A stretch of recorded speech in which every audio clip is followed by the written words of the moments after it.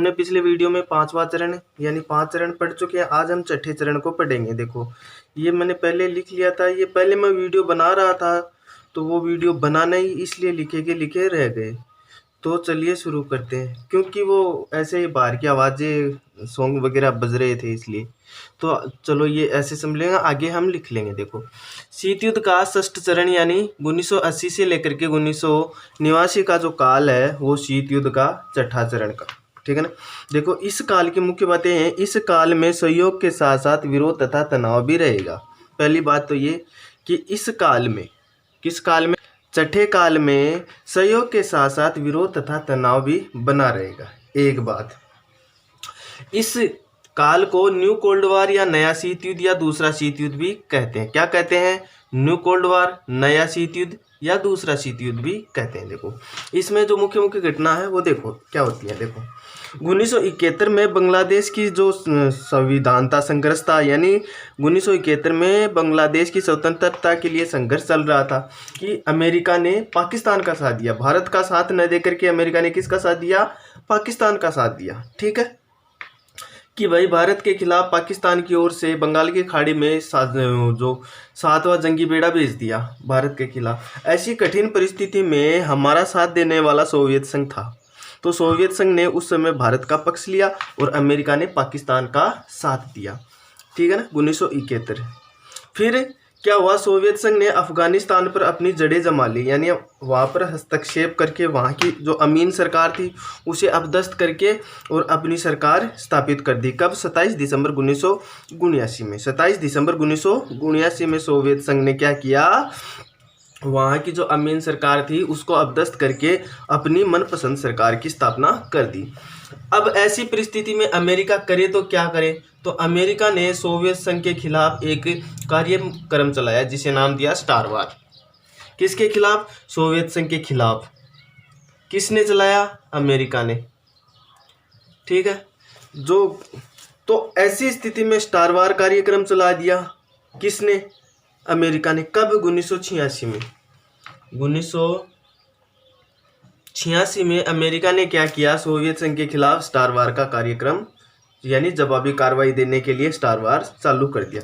तो ऐसी परिस्थितियों में सोवियत संघ भी क्या किया? 1987 में परमाणु परीक्षण कर दिया। क्या किया? परमाणु परीक्षण कर दिया। किसने?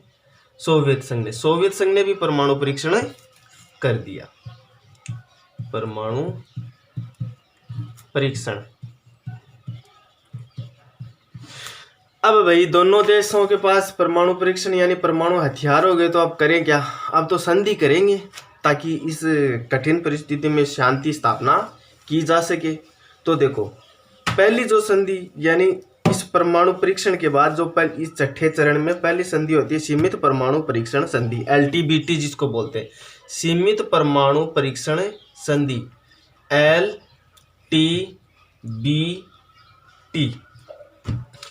LTBT यानी सीमित परमाणु परीक्षण संधि का मुख्य उद्देश्य था एक तो वायुमंडल यानी जो भारी वायुमंडल है और वातावरण और अंतरिक्ष, वायुमंडल, भारी वातावरण और अंतरिक्ष, इनमें क्या होगा कि जो परमाणुओं का परीक्षण है वो नहीं होना चाहिए। वायुमंडल, भारी अंतरिक्ष तथा पानी के अंदर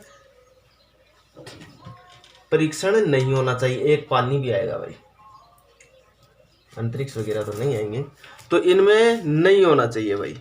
ये संधि किसके बीच हुई? अमेरिका, ब्रिटेन, सोवियत संघ। किसके बीच? अमेरिका, ब्रिटेन, सोवियत संघ।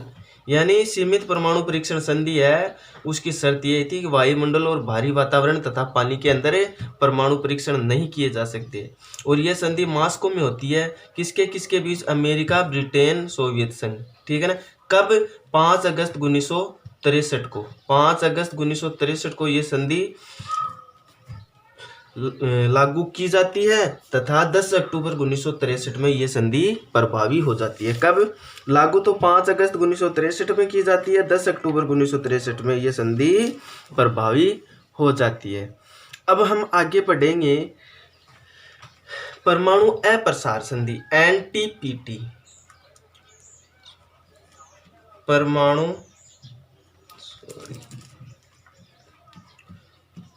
परमाणु अप्रसार संधि। परमाणु अप्रसार संधि, ठीक है ना। ये संधि केवल परमाणु शक्ति संपन्न देशों को ही एटमी हथियार रखने की अनुमति देती थी, बाकी देशों को हथियार को रोकती थी। भाई ये जो एनपीटी है, एनपीटी ये संधि कहती है जो पहले से परमाणु हथियार जिन देशों के पास है वो ही परमाणु हथियार रख सकते हैं। जिनके पास हथियार नहीं है वो हथियार कभी भी आगे हासिल करने की कोशिश नहीं करेंगे। तो परमाणु अप्रसार संधि जो जिसको बोलते हैं, यानी जो अप्रसार का मतलब रोकित होता है, तो परमाणु अप्रसार संधि के उद्देश्यों को ध्यान में रखते हुए उन देश को परमाणु शक्ति संपन्न माना गया जिसने 1 जनवरी 1967 से पहले, कब 1 जनवरी 1967 से पहले 1 जनवरी, शायद पिछली बार मैंने कुछ गलत डेट बता दी थी तो वो थोड़ा सा करेक्शन कर लेना, सॉरी। तो ये आएगी असली सही डेट, वो है कि परमाणु जो परीक्षण इससे पहले जो परमाणु परीक्षण कर चुके हैं उनको ही परमाणु हथियार रखने की अनुमति देती है ये संधि। तो उसको आप पिछले वाले में करेक्शन कर लेना थोड़ा सा, वो वहाँ पर ही गड़बड़ है। वो वहाँ पर 1963 के स्थान पर 1967 है।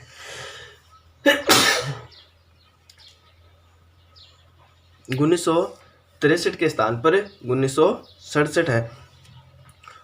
तो फिर से बता दूं, पहले मैं एक वीडियो में बता चुका हूं, शायद वो कौन सा वीडियो था, शायद पिछला ही वीडियो होगा, उसमें 1963 बता चुका हूं। तो 1 जनवरी 1967 है। 1 जनवरी 1967 से पहले जिन जिन देशों ने क्या जो परमाणु परीक्षण कर लिया वो तो परमाणु हथियार या परमाणु बम रख सकते हैं, उसके अलावा कोई भी देश है वो नहीं रख सकता, ठीक है ना। इस परिभाषा के अंदर 5 देश आते हैं। कौन कौन से? अब जो संयुक्त राष्ट्र संघ के 5 जो स्थायी देश है वही आएंगे। अमेरिका, सोवियत संघ, बाद में रूस भी इसका नाम बदल दिया गया, फिर ब्रिटेन, फ्रांस, चीन, ठीक है ना। तो ये 5 देश जैसे यूएसए, यूएसएसआर, यूके, फ्रांस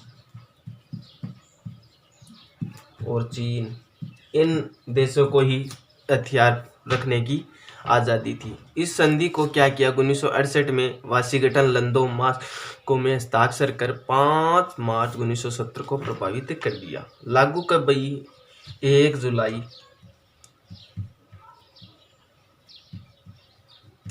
1968। प्रभावी कब हुई? 5 मार्च 1970। 5 मार्च 1970। तो ये परमाणु अप्रसार संधि का मतलब लागू तो कब, जो ये परमाणु अप्रसार संधि ये कहती है कि 1 जनवरी 1967 से पहले जिन देशों ने परमाणु परीक्षण कर लिए हैं उन्हीं को ये परमाणु परीक्षण करने की और परमाणु हथियार रखने की अनुमति देती है। इसके अलावा परमाणु हथियार नहीं रख सकते। और इसके अंदर 5 देश थे जो 1967 से पहले वो परमाणु परीक्षण कर चुके हैं। यूएसए, अमेरिका, सोवियत संघ, यूनाइटेड किंगडम यानी ब्रिटेन, फ्रांस और चाइना। तो इसको लागू किया गया 1 जुलाई 1968 को और ये प्रभाव में आई 5 मार्च 1970 को। तो ठीक है। और वर्तमान इस संधि को 1995 के बाद अनियत के काल के लिए इसे बढ़ा दिया गया है, ठीक है। तो चलिए दोस्तों आगे पढ़ते हैं। अब हम पढ़ेंगे कुछ वार्ताएं हुई थी दोनों देशों के बीच में। वो वार्ताएं कौन कौन सी? तो ये जो चलेगा ये शीत युद्ध के जो अंत है उसकी ओर एक कदम चलेंगे। देखो पहली जो वार्ता होती है सामरिक अस्त्र परिसीमन वार्ता नंबर 1। सामरिक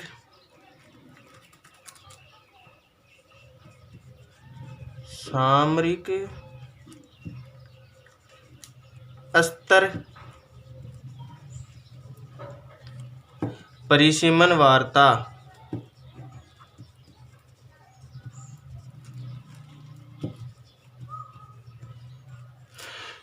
इसको बोलते हैं साल्ट साल्ट फर्स्ट। ये क्या है कि ये समझौते हैं, ये वार्ताएं हैं, इनको याद रखना होगा। देखो सामरिक जो अस्त्र परिसीमन वार्ता है, ये वैसे इसका पहला चरण था नवंबर 1969 में। तो इसका प्रथम चरण नवंबर 1969 में पहला चरण है। ये चरणों में होते हैं। ये आरंभ होता है कब? आरंभ होता है 1969 में। बहुत सी दिक्कतें आती हैं इनमें, कब आरंभ होता है, कब पूरा होगा, किसके बीच में हुआ था। देखो सोवियत का नेता था लियोनिड ब्रेजनेव। एक तो सोवियत नेता, कौन? सोवियत नेता, प्रधानमंत्री नहीं, नेता कौन? लियोनिड। ध्यान रखना नाम थोड़े अटपटे हैं। लियोनिड, लियोनिड 3 बार बोलोगे याद हो जाएगा। लियोनिड ब्रेजनेव, ब्रेजनेव ये सोवियत संघ का मंत्री है यानी नेता है। Leonid Brezhnev, Leonid Brezhnev. America का जो राष्ट्रपति था उस समय रिचर्ड निक्सन था। अमेरिका का प्लस अमेरिकी राष्ट्रपति, यूएसए का राष्ट्रपति, यूएसए राष्ट्रपति Nixon, Richard Nixon, Richard Nixon था। इन दोनों के बीच में होती है यह वार्ता। कौन सी वार्ता? सामरिक अस्त्र परिसीमन वार्ता। इसको इंग्लिश में स्ट्रेटेजिक आर्म्स लिमिटेशन एक्ट भी कहते हैं या टास्क भी कहते हैं, साल्ट फर्स्ट। तो ये इसकी शुरुआत जो आरंभ होता है 1969 नवंबर में होता है, लेकिन पूरा कब होता है ये बात याद रखना, 26 मई 1972 को। कब? 26 मई 1972 को होता है। ध्यान रखना ये बातें, क्योंकि बहुत बार गड़बड़ हो चुकी है। 69 में तो शुरुआत होती है, 72 में ये वार्ता पूरी हो जाती है, समझौता पर हस्ताक्षर हो जाते हैं। तो इसमें जो मुख्य मुख्य बातें जो की गई वह यही थी कि एक तो परमाणु मिसाइल परिसीमन संधि, यानी इसके ऊपर वार्ता होगी। क्या क्या? एक तो परमाणु मिसाइल परिसीमन संधि, नंबर 1 परमाणु मिसाइल परिसीमन संधि, इसको बोलते हैं MBM ट्री, MBM ट्री, ठीक है। MBM ट्री भी बोलते हैं, MBM ट्रीटी। दूसरा जो होता है वो सामरिक रूप से घातक हथियारों की परिसीमन, यानी अंतरिम समझौता हुआ। जो घातक हथियार है उनका भी परिसीमन होना चाहिए। तो इस जो घातक हथियारों का हथियार परिसीमन, परिसीमन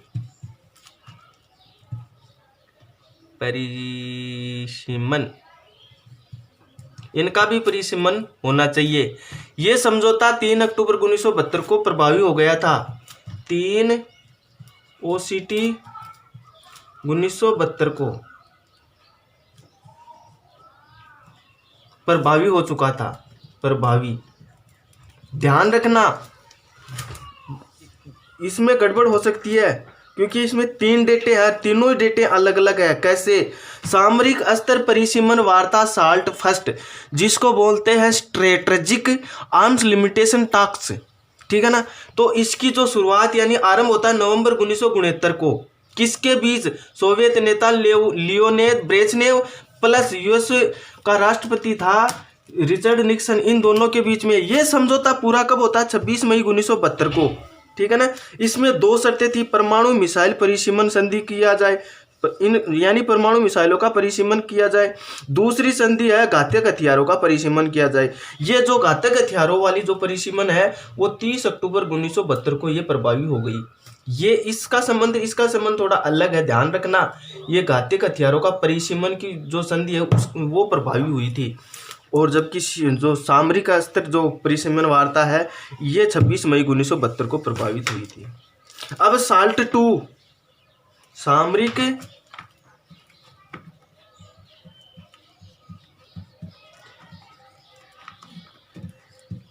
परिसीमन वार्ता 2 सामरिक परिसीमन अस्त्र आएगा भाई, अस्त्र वार्ता या साल्ट 2 दूसरा समझौता होता है, ठीक है ना। फर्स्ट हो गया, अब सेकंड होगा। वार्ता का दूसरा चरण 1972 यानी नवंबर के महीने में 1972 में शुरुआत होता है। कब? नवंबर 1972 में दूसरा जो चरण है इसका, ठीक है ना, वो 1972 में शुरू होता है। उस समय अमेरिका का राष्ट्रपति जिमी कार्टर था। कौन?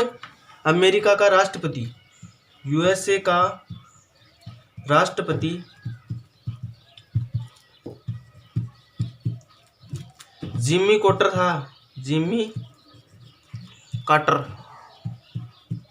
याद रख लेना, छोटी बड़ी गलती कुछ नहीं होती है, ठीक है ना। उस समय अमेरिका का जो राष्ट्रपति था वो जिमी कार्टर था, लेकिन सोवियत का तो नेता वही था, लियोनिड ब्रेजनेव,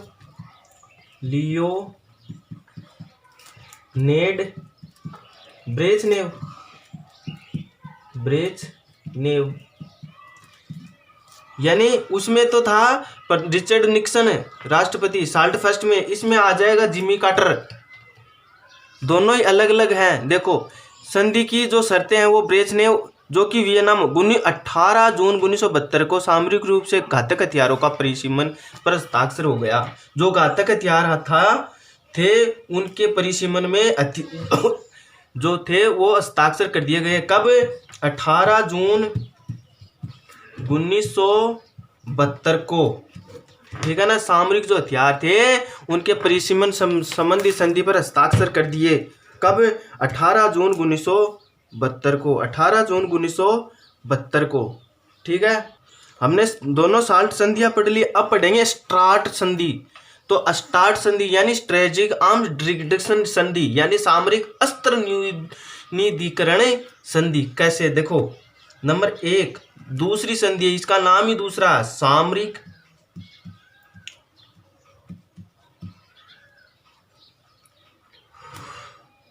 अस्त्र न्यूनीकरण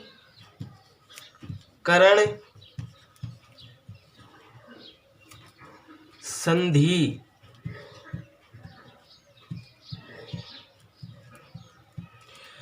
सामरिक अस्त्र न्यूनीकरण संधि नंबर 1 ये पहली संधि है, इसमें भी 2 संधि होगी। इसको स्टार्ट बोलते हैं, स्टार्ट, ये स्टार्ट संधि है, ठीक है ना। ये संधि राष्ट्रपति बुश और सोवियत नेता गोरबुच्चे के बीच में हुई थी।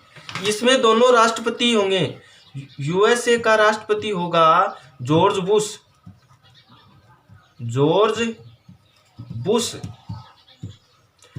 जबकि यूएसएसआर का जो राष्ट्रपति गोरबाचोव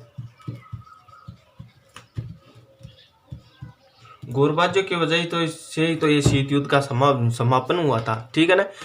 तो इसमें दोनों ही जो वरिष्ठ यानी सीनियर जो थे वो दोनों ही सीनियर शामिल होते हैं। यानी अमेरिका का जो राष्ट्रपति था जॉर्ज बुश वो सीनियर, ये सीनियर था पहला, ठीक है ना। और जो दूसरी ओर सोवियत संघ का राष्ट्रपति था गोरबाचोव 31 जुलाई 1991 को सामरिक रूप से घातक हथियारों के परिसीमन पर संख्या की कमी लाने से संबंधित संधि पर हस्ताक्षर किए। यानी ये संधि कहती है जो घातक हथियार है उनमें कमी लाई जाए, घातक हथियारों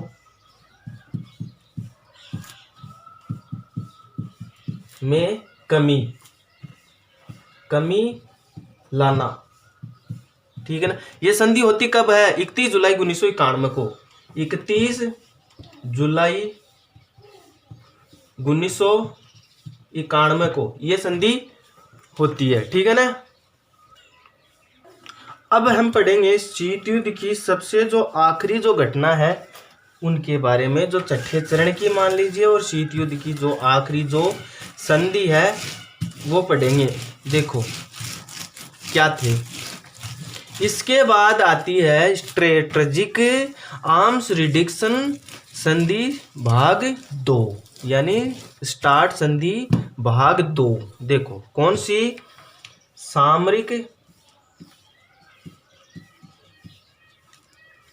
आर्म्स रिडक्शन संधि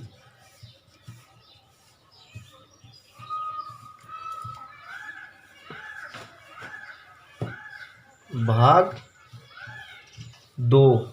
इसको स्टार्ट संधि बोलते हैं। क्या, स्टार्ट। सामरिक आर्म्स रिडक्शन संधि 2। तो देखो, सामरिक रूप से घातक हथियारों को सीमित करने की, उनकी संख्या में कमी लाने की, यही तो थी, वो भी यही थी, जो सामरिक जो घातक हथियार है उनमें कमी लाई जाए, यानी संख्या कम की जाए। इसके जो राष्ट्रपति थे, एक तो रूसी राष्ट्रपति थे, रूसी राष्ट्रपति, क्योंकि उस समय, उसके बाद में, क्योंकि ये जो सोवियत संघ रूस बन गया था, तो इसके राष्ट्रपति थे Boris Yeltsin. Boris Yeltsin, Yeltsin plus America के राष्ट्रपति जॉर्ज बुश, वही सीनियर, प्लस जॉर्ज बुश।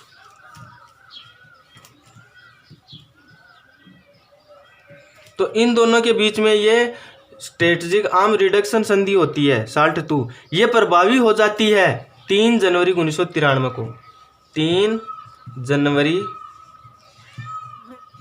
1993 को। तो ये थी इसकी आखिरी। लेकिन ध्यान रखना, शीत युद्ध के जो कारण जो थे वो पढ़ लिए हमने। देखो, शीत युद्ध का अंत का जो बातें हैं वो मैन वाक्य पूरा तो लेसन में आगे पढ़ाऊंगा, अगर अलग टॉपिक, यानी शीत युद्ध का अंत कैसे हुआ, ये पूरा टॉपिक है।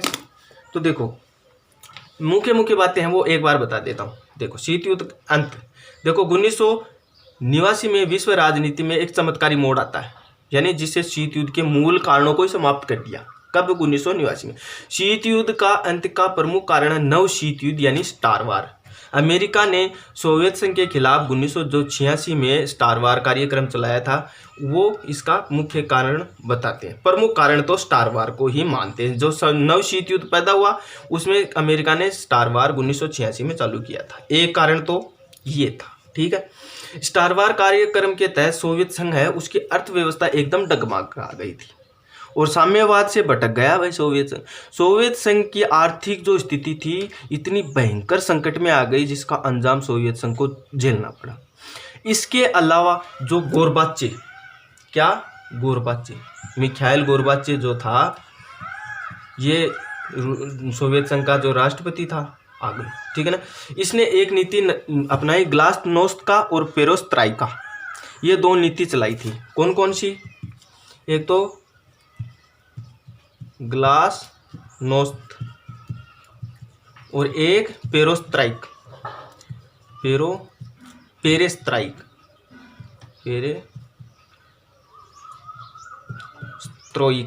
ये 2 नीतियां चलाई थी गोरबाचोव ने, जिससे क्या हुआ कि सोवियत संघ का विघटन हो गया।